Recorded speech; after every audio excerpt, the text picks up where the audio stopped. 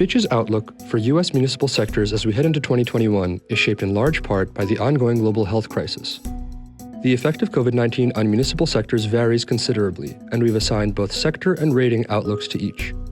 Sector outlooks speak to whether conditions are expected to improve, worsen, or remain stable compared to 2020, while rating outlooks describe the relative weighting of negative, positive, and stable outlooks in the ratings portfolio. The sectors most affected by the coronavirus pandemic are state and local governments, not-for-profit hospitals, higher education, and demand-based transportation, particularly airports. Although their sector and rating outlooks vary, all will continue to experience pressure in 2021.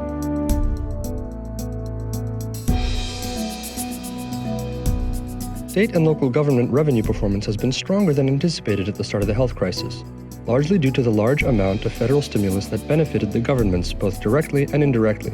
But recovery appears to be slowing, and the reimposition of more stringent COVID containment measures would have a quick and significant negative impact. Even in the best-case scenario, Fitch expects that tax revenues will remain weak through at least the first half of the year, while service demands stay elevated.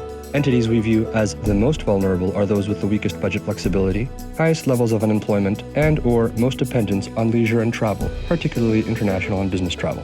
In this context, the stable sector and rating outlooks for 2021 reflect the continuation of stressed conditions for the sector, as well as the relative stability of ratings in our state and local portfolio. We believe that the vast majority of state and local governments have the capacity to navigate the anticipated challenges without eroding credit quality, due to their ability to control spending and tax levels, and the sound available reserves that they have built up through the long period of economic growth that preceded the pandemic. For this reason, although the number of negative rating outlooks is elevated by historical standards, the outlook for most state and local governments remains stable.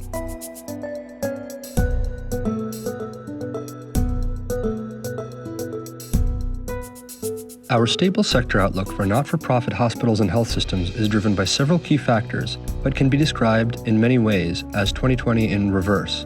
2020 started with no coronavirus, but it has ended with exceptionally high levels, while 2021 is expected to start high and then hopefully end the year with the virus under control. The sector is almost assured to see continued community spread until widespread vaccine distribution occurs, placing intensive stress on the healthcare system's revenues and expenses. We view it as unlikely that we will have another widespread shutdown, but even moderately high levels of coronavirus act as a volume regulator, limiting the amount and type of procedures hospitals can perform with the resources on hand. The prospects for the sector are clearly informed by the approval and initial dissemination of vaccines. This will protect healthcare workers, allowing them to staff more beds, see more patients, and reduce agency and traveler usage in order to lower expenses.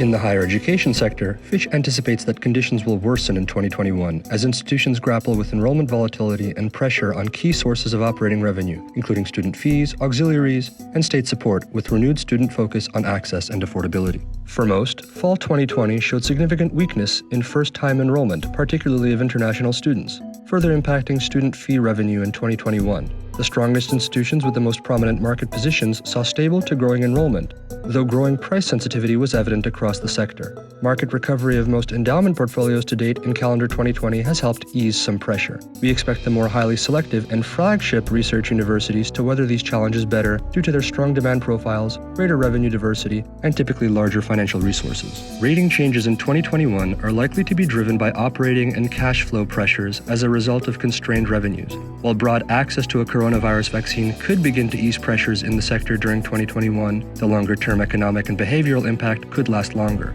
Unfavorable demographic trends in certain regions and markets are likely to exacerbate existing affordability and competitive concerns.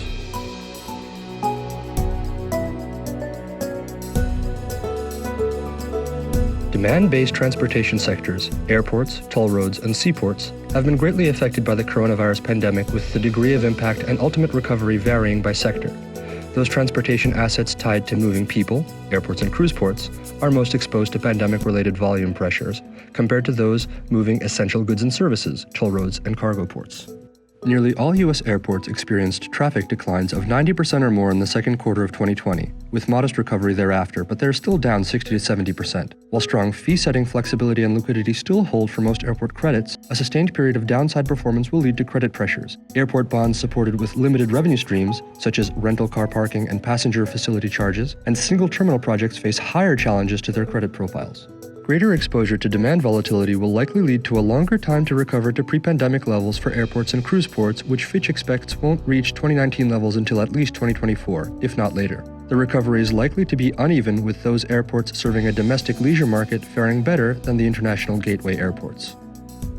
As we head into 2021, the health crisis is ongoing and much remains uncertain.